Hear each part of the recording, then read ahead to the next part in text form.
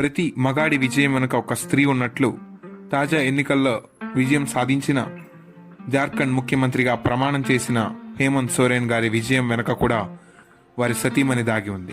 ఆమె పేరే కల్పన ముర్ము సోరెన్. ఒకప్పటి వరకు వ్యాపారవేత్త, సామాజిక కార్యకర్త, కానీ ఇప్పుడు ఎమ్మెల్యే, పార్టీలో కీలక నేత. ప్రత్యర్థులపై తూటాల్లాంటి మాటలు కల్పన ప్రత్యేకత. కాబట్టే నెలల వ్యవధిలోనే గాండే అసెంబ్లీకి జరిగిన ఎన్నికల్లో తొలిసారి విజయం సాధించారు. రాష్ట్ర వ్యాప్తంగా తిరుగుతూ ప్రజల మనసు గెలుచుకున్నారు. తర్వాత భర్త బయటకొచ్చినా ఆమె సమావేశాలు ఆపలేదు. కొన్ని చోట్ల కల్పనను సభ పెట్టమని జనమే కోరేవారంటే ఆమెకున్న ఆదరణ అర్థం చేసుకోవచ్చు. కాబట్టి ఎన్ని అవాంతరాలొచ్చినా తిరిగి తాజా జార్ఖండ్ అసెంబ్లీ ఎన్నికల్లో జయకేతనం ఎగరవేశారు. భర్త తిరిగి విజయం సాధించేలానూ చేశారు. ఈమె ప్రయాణాన్ని చూసిన వారంతా ఇల్లాలి